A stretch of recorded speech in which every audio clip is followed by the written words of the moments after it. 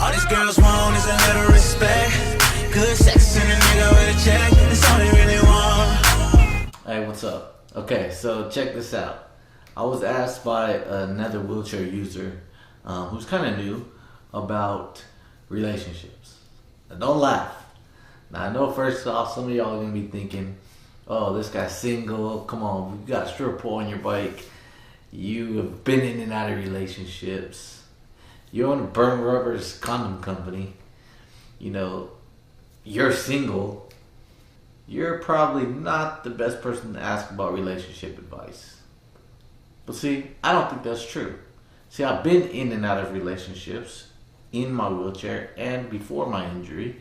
And with my experience, I feel like I've been able to learn what my flaws are as a partner. My flaws are that maybe initiate problems in a relationship. But I've also been able to learn exactly what I want and what I feel I need in a relationship. So I speak from experience. You see, I know what I've done wrong in relationships, and I know what I've done right in relationships. I've also learned how to build not only great sexual relationships, but also friendships that can blossom into something more. And being a wheelchair user, I think that's where it's really a strong point is the relationship aspect. Beyond all the other aspects of relationship with sexual or finance or protection or whatever else we can get into. But I want to answer this question because I'm speaking not as a professional, not as a counselor, not no relationship or sexual guru. I'm just speaking from personal experience, hoping that it helps the person that asked me about this situation and how I see myself as a confident person in the dating life. So let's jump into this. For me, I feel first and foremost, before you can even get involved in a relationship or before you even begin to seek out or start dating people, the hardest thing with being in a wheelchair and entering the dating field, I think, is being secure with yourself, having confidence.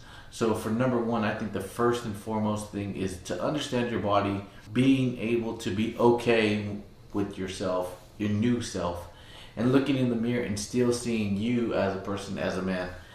Self-confidence, seeing yourself as an equal to everybody else that's out there. Not allowing the wheelchair to maybe define you, or maybe not letting the wheelchair be an excuse.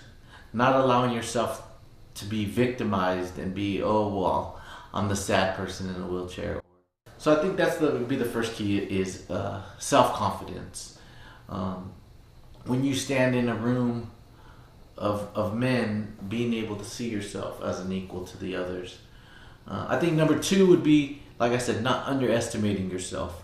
Knowing that you still have a self-worth and that there's still a lot of things that you can do in a relationship, in a friendship, in life, in work, in the world in general, that you don't underestimate yourself or count yourself out. I think those are the beginning steps of being able to find a healthy relationship. Like I said, number three, I believe, would be the not victimizing yourself. And what I mean by that is not being lazy. So let me just kind of set the playing field of how I think that this would work out. Is it harder for a man in a wheelchair to be in a relationship than it is for a woman in a wheelchair to be in a relationship?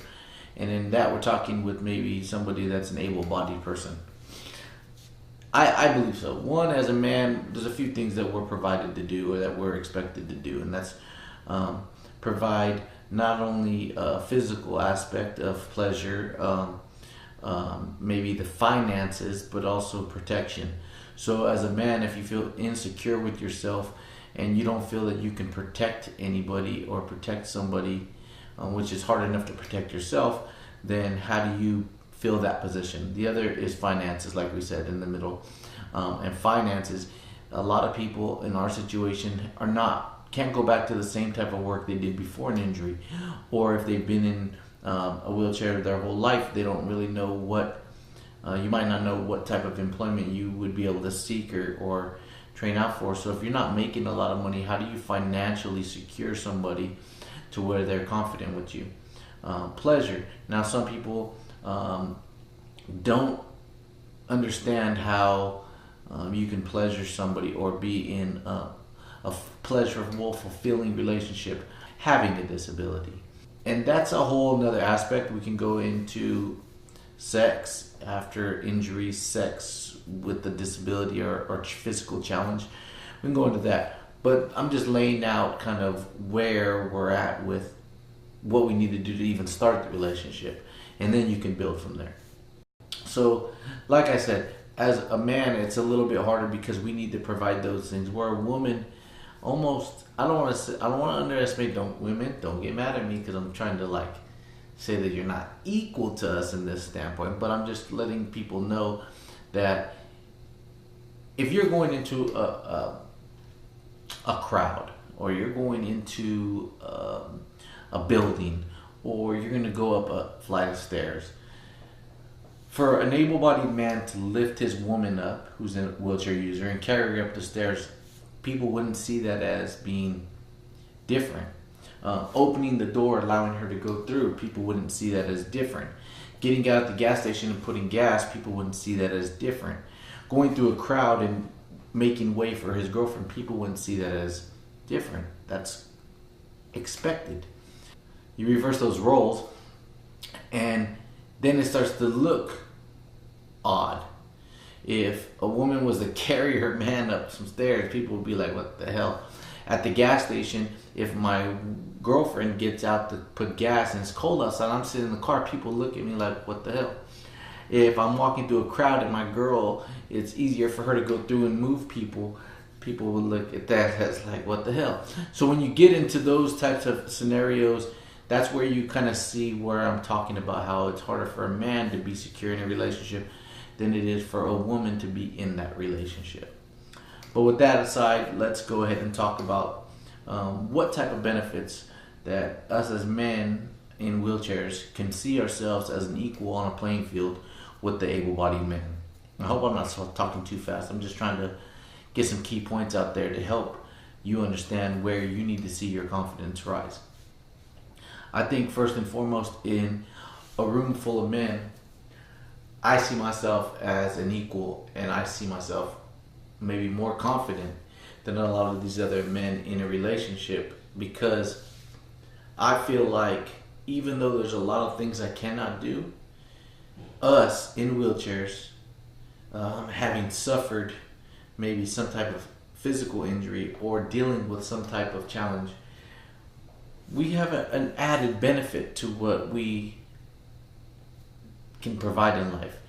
We have a love for life. This is a strength we have. We have a love and respect for life. We have an understanding about life and what we cherish in life, because we've almost lost it. A lot of us who suffered something traumatic, we've had a near-death experience that allows us to cherish not only our relationships, our friendships, our family, but just living in general.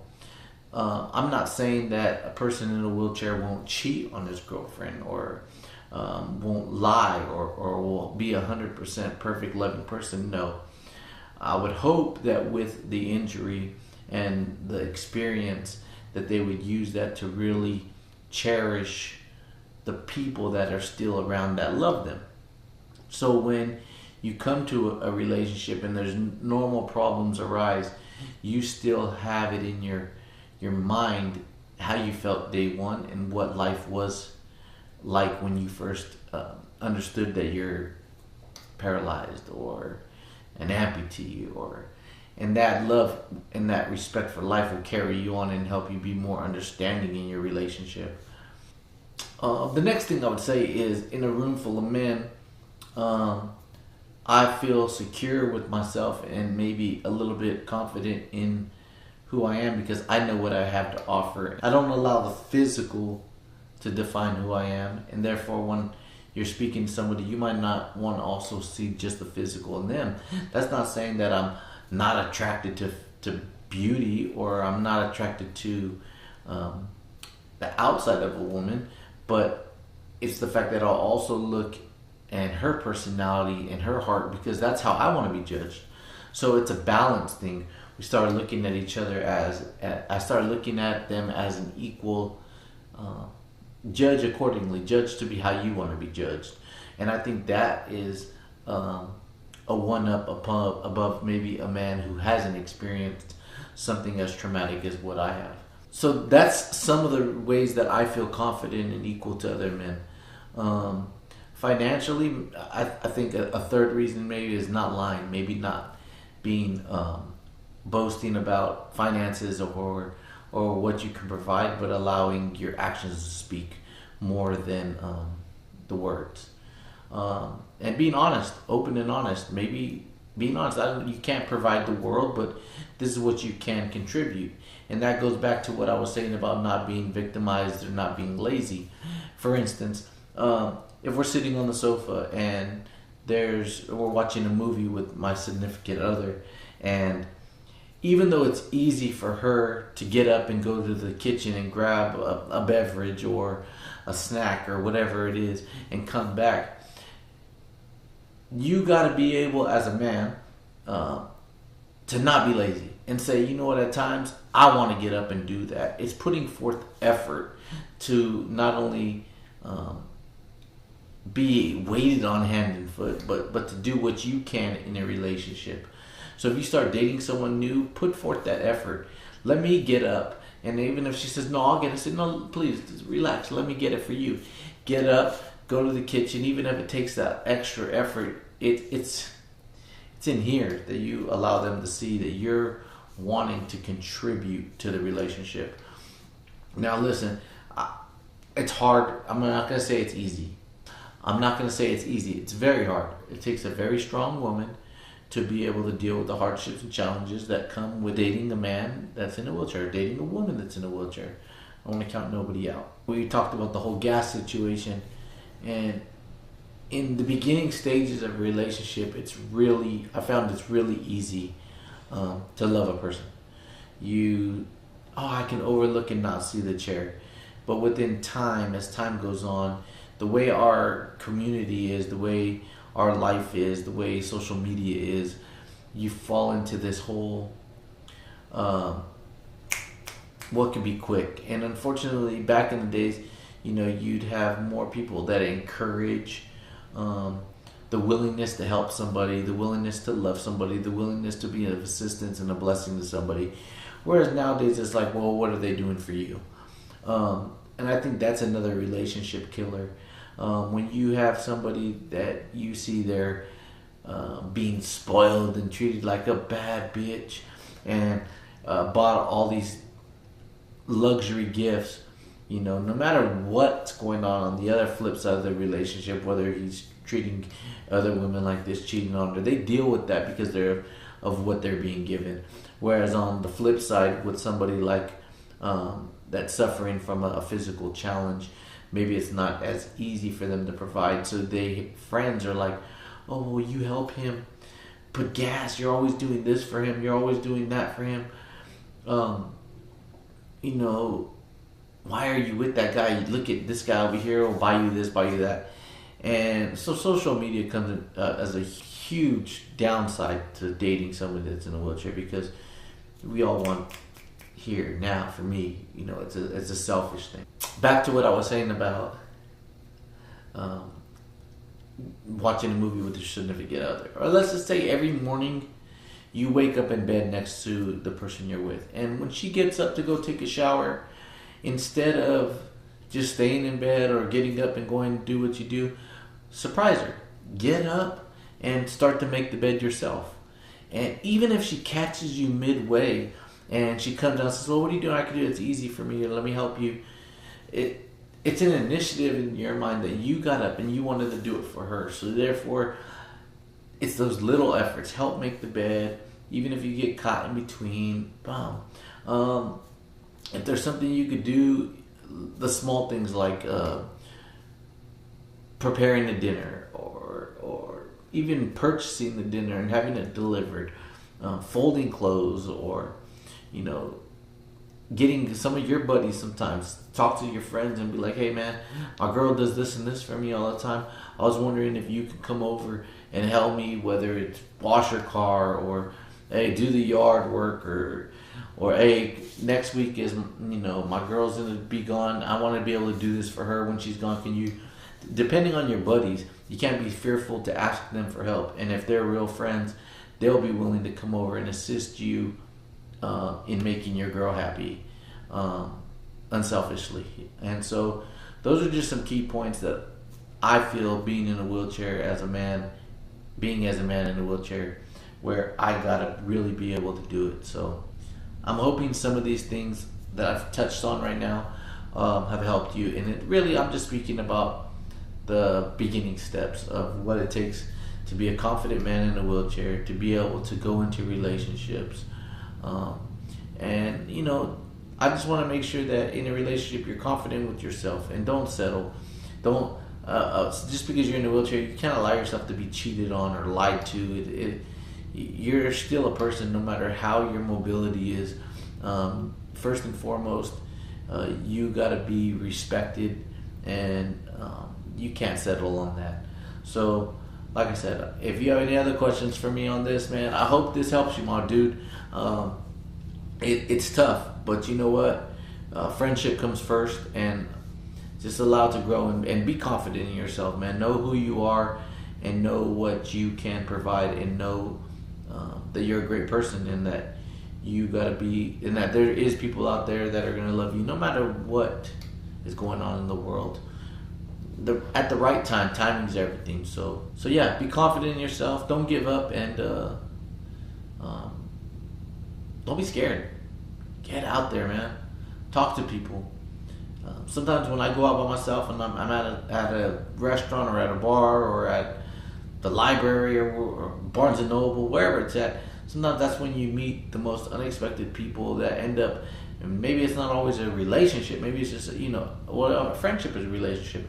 But maybe it's not only a sexual relationship. Maybe sometimes you meet the best people when you're out just living. And so get out there, be confident, say hello to people, talk to people. A friend of a friend, you can always meet somebody. And so that's what I would say about getting out there and being open and honest, and let nature take its course, man. Let God's plan be done, and just be honest, be respectful, and be yourself. I hope that helps. Take it easy on the roller. Gone. To all my motorcycle people, don't worry. Not all these videos are going to be about people in wheelchairs and relationships and life. I am going to touch base and do some cool ass interviews with some dope people that are in this motorcycle life. But I also want to be well-rounded, because when a lot of newly injured people get sent to my thing, not all of them are going to be about riding motorcycles. Some are going to want to know about what it took for me to get to the position I'm in, to be able to be on the ground and to be confident, be out here amongst all of you guys. So bear with me. I hope you guys will still hit the like button. I hope you guys will still hit the subscription button, and subscribe to my YouTube channel, and follow. Thank you for your support. This video is paid for and sponsored by Burn Rubbers, lubricated latex condoms, full coverage protection so you can stay pouty.